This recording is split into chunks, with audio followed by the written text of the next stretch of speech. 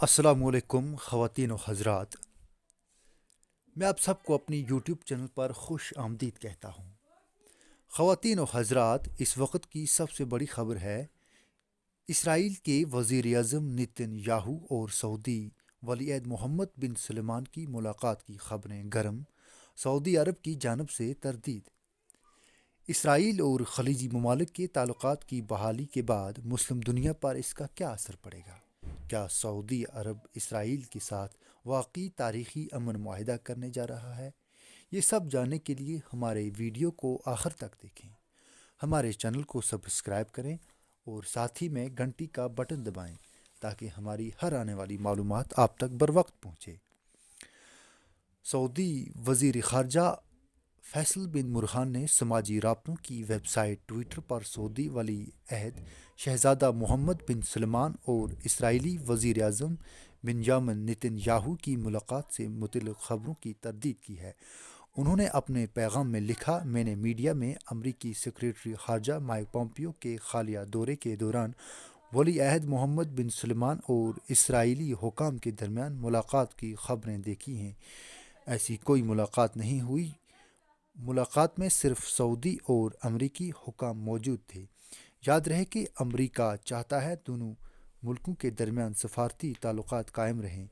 صدر Donald Trump نے حال ہی میں اسرائیل کے متحدہ عرب امارات، بحرین اور سوڈان کے ساتھ سفارتی تعلقات کے قیام کے معاہدوں میں کردار ادا کیا ہے، لیکن سعودی عرب نے محتاط انداز میں اس پیش رفت کا خیر مقدم کیا۔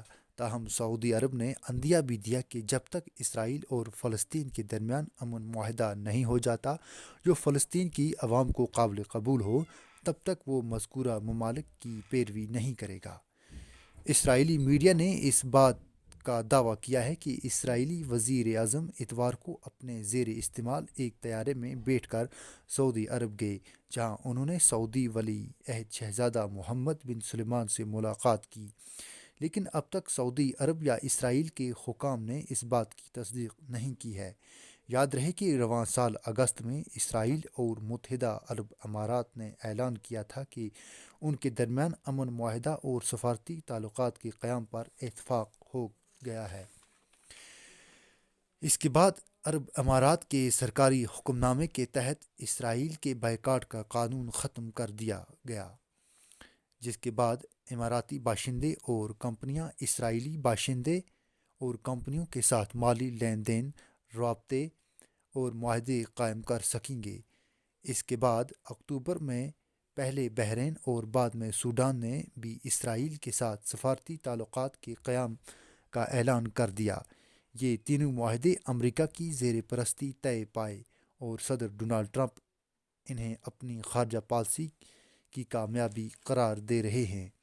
یہاں پر سوال پیدا ہوتا ہے کہ اس معاہدے کا فلسطین پر کیا اثر پڑے گا اور مسلم دنیا کو فلسطین کے حقوق کے متعلق کیا کرنا پڑے گا۔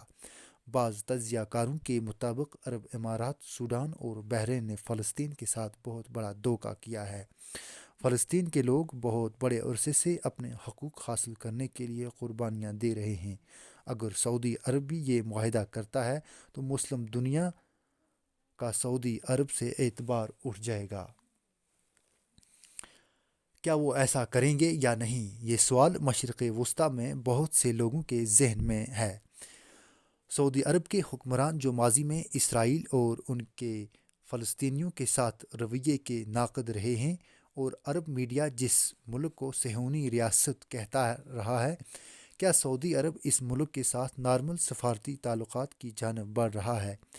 اس سوال اور سوشل میڈیا پر حال ہی میں ہونے والے بحث کے پیچھے سابق سعودی انٹیلی جنس چیف اور کئی برسوں تک واشنگٹن میں سعودی سفیر شہزادہ سلمان بن بندر کا ایک حالیہ انٹرویو ہے، جس میں انہوں نے خلیجی عرب ریاستوں کے اسرائیل کے ساتھ امن کی کوششوں پر فلسطینی رہنماؤں کی تنقید پر اظہار برہمنی کیا۔ العربیہ کو 3 حصوں میں دیے گئے اس تفصیلی انٹرویو میں شہزادہ بندر کہتے ہیں کہ اس ذیلی سطح کی بات چیت کی توقع ہمیں ایسے حکام سے نہیں جو کہ اپنے مقصد کے لیے عالمی حمایت حاصل کرنا چاہتے ہیں۔ ان کے فلسطینیوں کی خلیجی ممالک کے قیادت پر اس قدر برے انداز میں تنقید بالکل قابل قبول نہیں۔ فلسطینی قیادت کی جانب سے بحرین اور متحدہ عرب امارات کے اسرائیل کے ساتھ سفارتی تعلقات بحال کرنے کو دھوکہ دہی اور پیٹھ میں چھرا گھونپنے سے تشبیہ دی گئی تھی۔ شہزادہ بندر، جو 22 سال تک امریکہ میں سعودی سفیر رہے اور امریکی صدر جارج بش کے اتنے قریب تھے کہ انہیں بندر بن بش بھی کہا جاتا تھا، انہوں نے اس انٹرویو میں فلسطینی قیادت کی تاریخی ناکامیوں کو ذکر کیا۔ ان کا کہنا تھا کہ فلسطینی سمجھتے ہیں کہ انہیں ہر حال میں سعودی حمایت حاصل ہے۔ اگرچہ انہوں نے فلسطینی مقاصد کو جائز قرار دیا، تاہم انہوں نے اتنے برسوں میں بھی امن معاہدہ نہ کرنے کے لیے اسرائیلی اور فلسطینی دونوں قیادت پر برابر الزام عائد کیا۔ انہوں نے کہا کہ جب فلسطینی قیادت آپس میں بھی اتفاق سے نہیں رہ سکتی تو وہ امن معاہدہ کیا کرے گی۔ ان کا اشارہ اس بات کی طرف تھا کہ فلسطینی اتھارٹی عرب اردن میں اقتدار میں ہے، جبکہ فلسطینی اسلامی موومنٹ حماس غزہ میں برسر اقتدار ہے۔ سعودی شاہی خاندان کے قریبی ایک اہلکار کا کہنا تھا کہ ایسے الفاظ سعودی عرب کے ریاستی ٹی وی پر سعودی بادشاہ سلمان اور ولی عہد محمد بن سلمان کی منظوری کے بغیر نشر نہیں ہو سکتے۔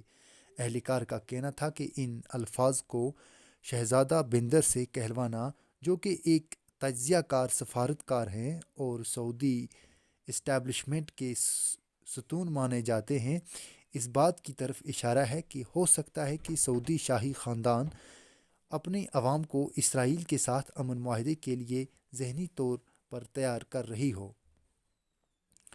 شہزادہ بندر کے الفاظ سننے کے بعد اور خاموشی سے بحرین اور متحدہ عرب امارات کی جانب سے اسرائیل کے ساتھ امن معاہدے کی تائید کر کے لگتا تو ایسا ہے کہ سعودی قیادت اپنی آبادی کے مقابلے میں اسرائیل کے ساتھ تعلقات استوار کرنے میں زیادہ تیزی دکھا رہی ہے۔ کئی برسوں سے سعودی عرب کے مختلف کونوں میں، خصوصاً دیہی علاقوں میں، لوگوں کو یہ عادت ڈالی گئی ہے کہ صرف اسرائیل کو دشمن نہ سمجھا جائے بلکہ تمام یہودیوں کو برابر سمجھا جائے۔ اسی کے ساتھ ہماری آج کی ویڈیو اختتام پذیر ہوتی ہے۔ اگلی ویڈیو لے کر ہم بہت جلد حاضر ہوں گے۔ تب تک کے لیے اللہ نگہبان۔